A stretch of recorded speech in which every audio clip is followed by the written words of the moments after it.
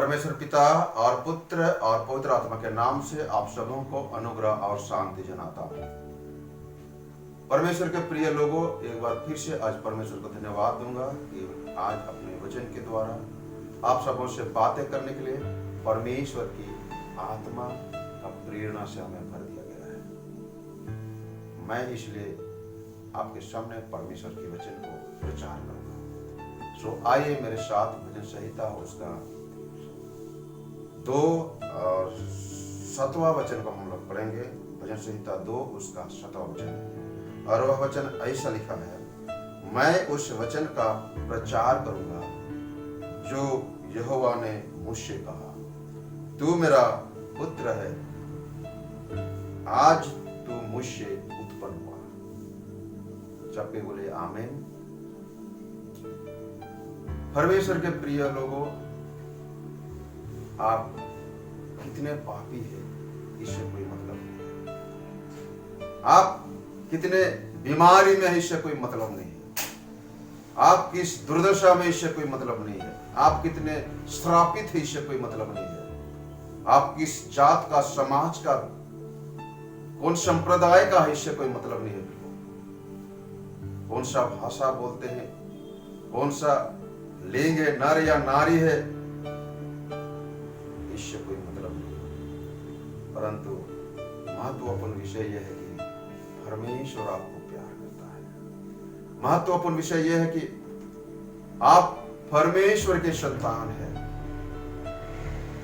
भजन संहिता 89 उसके 72 यानी कि 27 वचन में लिखा हुआ है, मैं उनको अपने पहलौटे बनाऊंगा और सारे राजाओं पर उनको भाग दूंगा, अधिकारी बनाऊंगा। परमेश्वर का वचन का वायदा है जो हर एक विश्वासियों के लिए, हर एक परमेश्वर के ऊपर विश्वास करने वाले, शुद्ध और पवित्र जीवन व्यतीत करने वाले हर एक विश्वासियों के प्रति परमेश्वर का यह वायदा है। यूहन्ना रचित सुसमाचार उसके 3 अध्याय उसके 1 पद से 5वां पद तक जब हम पढ़ते हैं, वचन ऐसा लिखा है कि जब तक कोई मनुष्य नई सिरे से नहीं जन्मेगा, परमेश्वर के राज में प्रवेश नहीं कर पाएगा। परमेश्वर के प्रिय लोगों, जब निकोदेमुस के साथ इस वचन को शेयर करते हैं यीशु मसीह, तो वो कहने लगते ये कैसे संभव है। और यूहन्ना 3 अध्याय के 5वां वचन में लिखा है, यह तो सिर्फ जल और पवित्र आत्मा के द्वारा संभव होता है। यूहन्ना रचित सुसमाचार उसके 1 अध्याय का 12 वचन में लिखा है, जितनों ने उसे ग्रहण किया उन सबों को परमेश्वर का पुत्र होने का अधिकार मिला, अर्थात उन्हीं को जिन्होंने उसके नाम पर विश्वास किया। परमेश्वर के लोगों, आपको बताना चाहूंगा, जब कभी भी कोई भी व्यक्ति परमेश्वर का वचन सुनता है, परमेश्वर के वचन को विश्वास करता है, परमेश्वर के वचन के आधार पर पछतावा करता है अपने पापों के लिए, परमेश्वर के वचन के आधार पर मन फिराता है, पापों की क्षमा प्राप्त करता है, यीशु मसीह को उद्धारकर्ता ग्रहण करता है, वह परमेश्वर के संतान बन जाते हैं। बाइबल इसके आह्वान है, गवाही है। बाइबल बतलाती है, जब यीशु मसीह ने यरदन नदी में बपतिस्मा लेकर पानी से बाहर निकला, आकाश खुल गए और कबूतर के नए पवित्र आत्मा उसके ऊपर उतरने लगा, और आकाशवाणी हुई, यह मेरा प्रिय पुत्र है, मैं उससे अत्यंत प्रसन्न हूं। प्रिय लोगों, मैं बताना चाहूंगा, जब उसने बपतिस्मा लिया, स्वर्ग खुल गया। हालांकि वह स्वर्ग से आया हुआ था, स्वर्ग से उतरा हुआ परमेश्वर स्वयं है, परंतु इस संसार में आए और इस संसार को परमेश्वर के साथ जोड़ने के लिए एक संसार के मनुष्य के रूप में, पूर्ण मनुष्य के रूप में इस संसार में जीवन बिताए, और यह हमारे बीच में प्रकट करते हैं कि हम परमेश्वर के साथ मिल सकते हैं, परमेश्वर के साथ जुड़ सकते हैं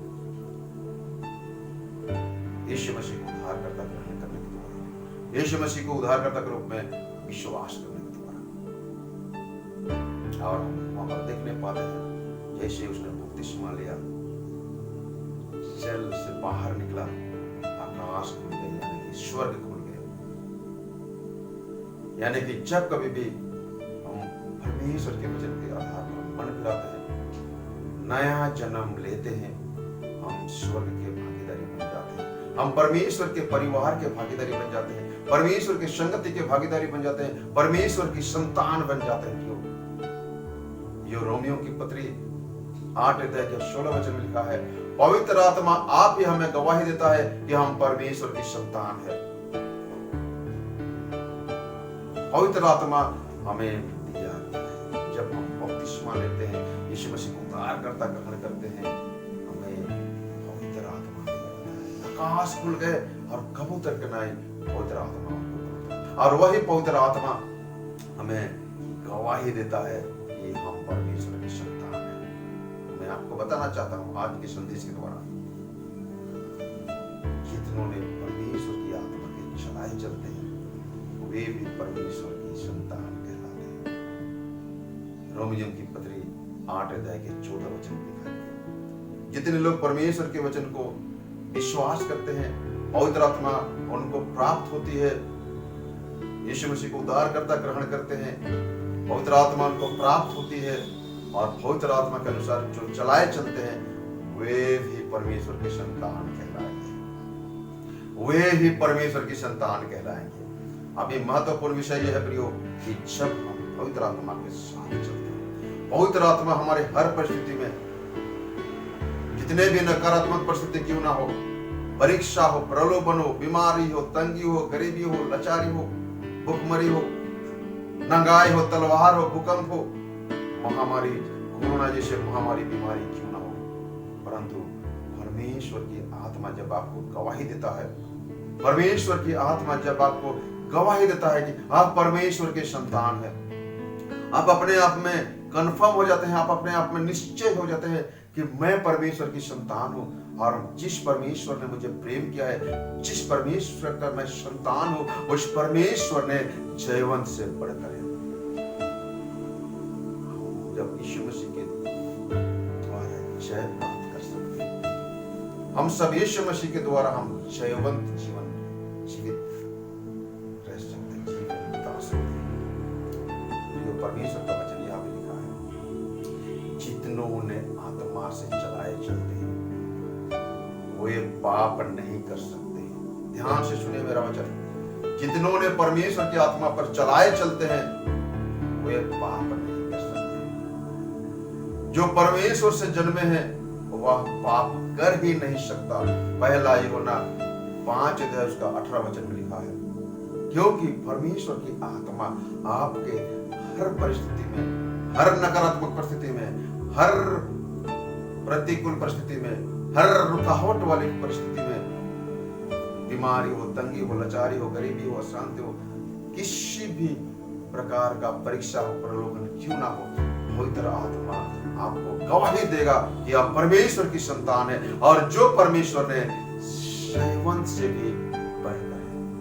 आपको बताना चाहता हूं, जितने लोग परमेश्वर के आत्मा पर चलाए चलते हैं, वह व्यवस्था के अनुसार नहीं चलते।